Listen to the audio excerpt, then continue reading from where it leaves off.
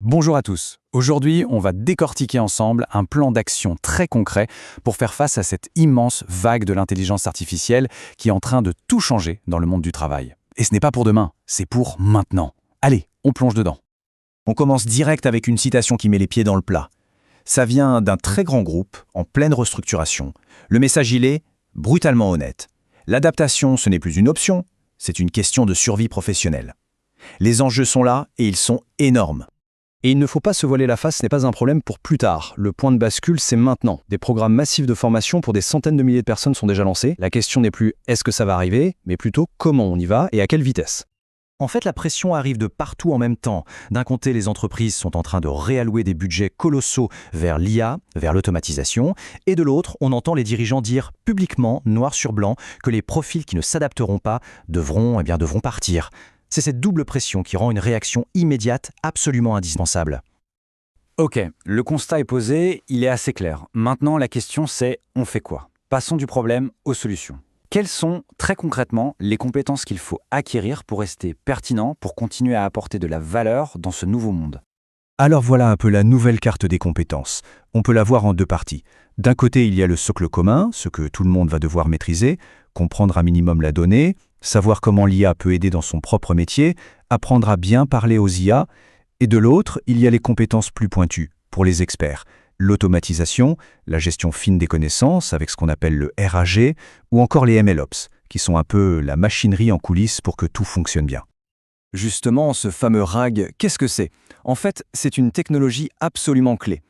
Pour faire simple, imaginez une IA qui, au lieu de répondre en se basant uniquement sur sa connaissance générale d'Internet, peut aller lire en temps réel les documents internes d'une entreprise, les contrats, les procédures, les rapports. Ça change tout. Ça la rend beaucoup plus précise et surtout beaucoup plus sûre. Bien, maintenant passons au concret. Premier plan d'action, celui pour l'entreprise. Comment est-ce qu'une organisation peut s'y prendre pour intégrer l'IA de manière efficace, structurée et rapide, disons en 90 jours? Le plan est simple, il se découpe en 3 phases d'un mois chacune. Le premier mois, on analyse, on diagnostique, on pose le cadre. Le deuxième mois, on expérimente, on teste sur des cas précis pour prouver que ça apporte de la valeur. Et le troisième mois, on prend ce qui a marché et on commence à le déployer à plus grande échelle. Si on zoome sur la première phase, c'est vraiment celle des fondations. On commence par identifier les tâches qui sont lourdes, répétitives, pour choisir 2 ou 3 projets d'IA qui auront un vrai retour sur investissement. En parallèle, hyper important, on vérifie tout ce qui est sécurité et légal, et on met en place les ateliers pour que tout le monde ait les bases. Sans ça, on construit sur du sable.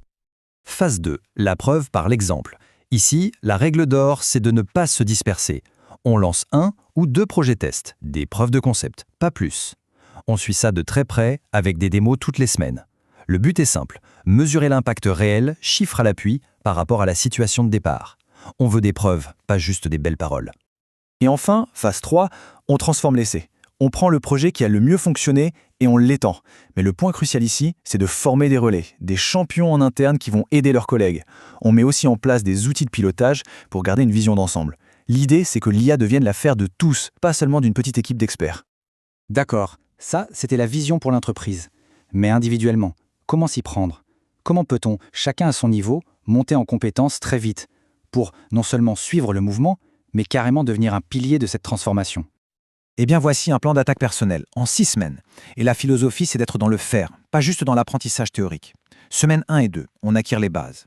Semaine 3 et 4, on passe à l'action. On choisit une de ces tâches et on l'automatise en mesurant bien l'avant-après.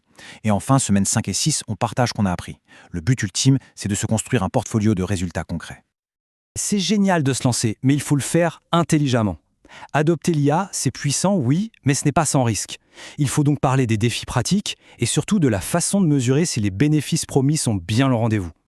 Alors, quels sont ces fameux pièges? Par exemple, le Shadow AI, c'est quand les employés utilisent des outils non validés. La parade, un portail interne avec des outils approuvés. Les fuites de données. La solution, c'est de travailler dans un environnement protégé.